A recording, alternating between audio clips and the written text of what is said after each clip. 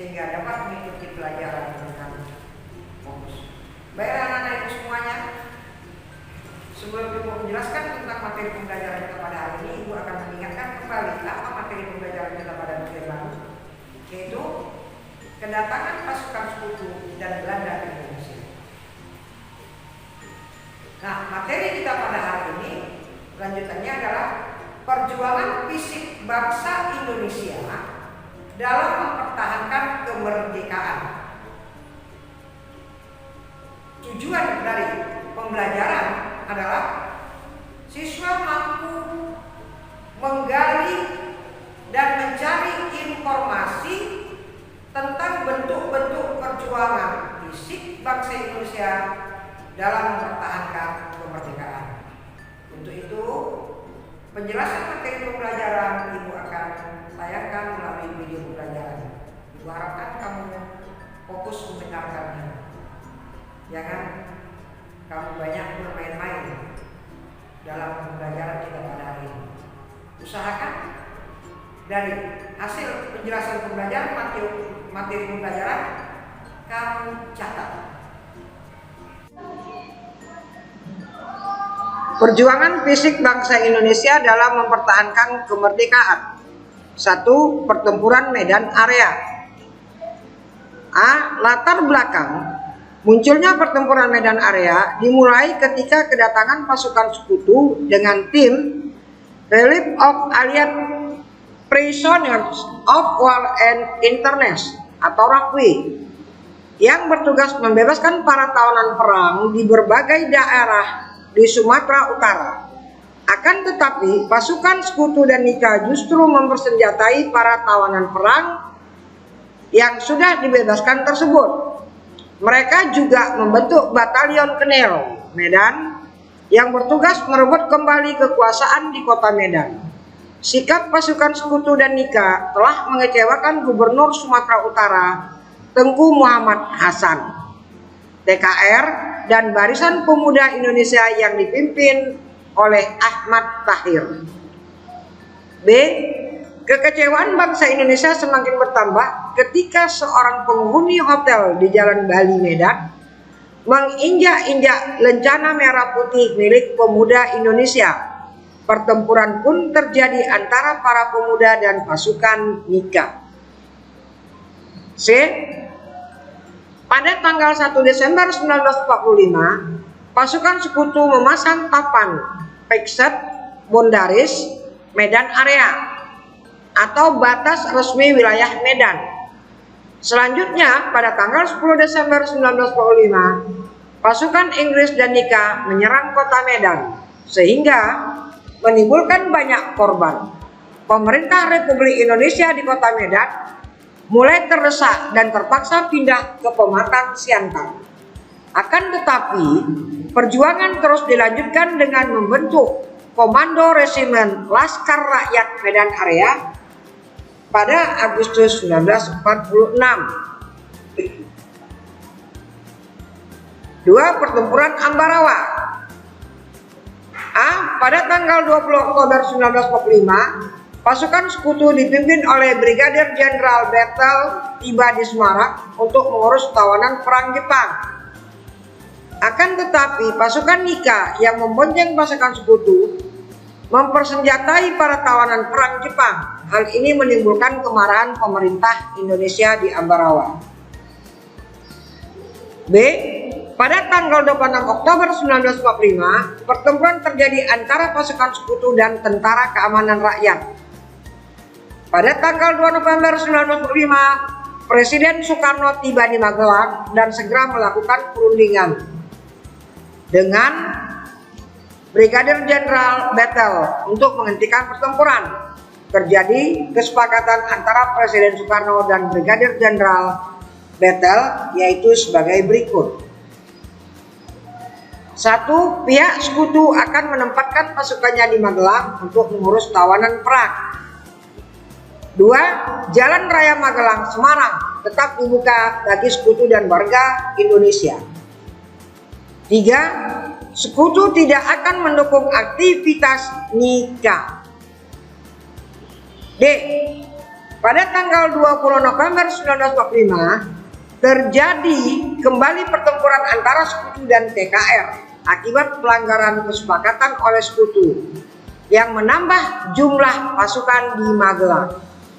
Letkol Isdiman gugur dalam pertempuran tersebut dan digantikan oleh Kolonel Sudirman. Di bawah kepemimpinannya, TKR berhasil mendesak pasukan Sekutu.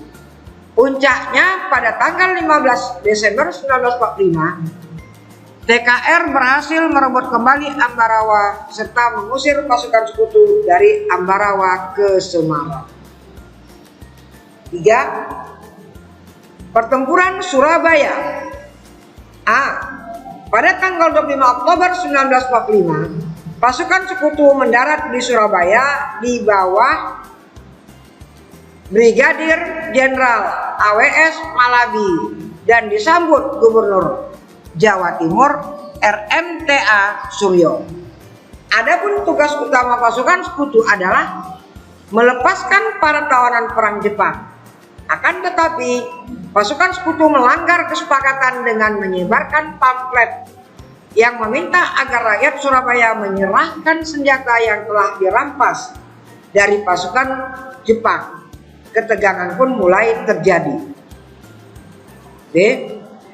Pada tanggal 27 Oktober 1945 terjadi pertempuran antara pasukan Sekutu dan para pemuda. Pasukan Sekutu merebut instansi penting. Pada tanggal 28 Oktober 1945, para pemuda melakukan serangan balik dan berhasil merebut kembali instansi tersebut. Pada tanggal 29 Oktober 1945, Presiden Soekarno tiba di Surabaya dan segera memerintahkan adanya gencatan senjata sambil menunggu perundingan antara Sekutu dan Indonesia. Akan tetapi, situasi sudah tidak terkendali. Pada tanggal 30 Oktober 1945, Brigjen AWS Malabi yang sedang berpatroli menggunakan mobil tertembak hingga tewas. Tewasnya Malabi membuat Sekutu semakin gencar melakukan penyerangan. Pada tanggal 7 November 1945, Mayor Jenderal E.C. Mansak, pengganti AWS Malabi, menulis surat kepada Gubernur Suryo agar seluruh pemimpin Indonesia, kepala polisi dan kepala pemuda melapor dan meletakkan tangan di atas kepala. Kemudian menandatangani dokumen penyerahan tanpa syarat kepada Sekutu. Para pemuda bersenjata juga harus menyerahkan senjatanya dengan membawa bendera putih. Ultimatum ini berlaku paling lambat pukul 6 tanggal 10 November 1945. Pada tanggal 9 November 1945 pukul 22, Gubernur Suryo yang sudah merundingkan langkah menghadapi ultimatum Sekutu dengan pemerintah Indonesia memutuskan menolak ultimatum Sekutu. Pertempuran pun terjadi antara TKR bersama rakyat menghadapi gempuran pasukan Sekutu. Bung Tomo berpidato dengan semangat berapi-api membakar semangat juang TKR dan rakyat Indonesia. Pertempuran berlangsung selama 3 minggu. Meskipun banyak jatuh korban jiwa, kota Surabaya berhasil dipertahankan. Untuk mengenang peristiwa tersebut, dibangun Tugu Pahlawan dan setiap tanggal 10 November diperingati sebagai Hari Pahlawan. Sekian dan terima kasih. Setelah tadi kamu mengikuti pembelajaran melalui video pembelajaran, maka ibu akan mengambil suatu kesimpulan pada pembelajaran kita pada hari ini, yaitu tentang perjuangan fisik bangsa Indonesia dalam mempertahankan kemerdekaan. Pertama adalah pertempuran Medan Area. Latar belakangnya, pertempuran Medan Area itu pasukan Sekutu membebaskan para tawanan mensenjatai para tawanan perang Jepang tersebut.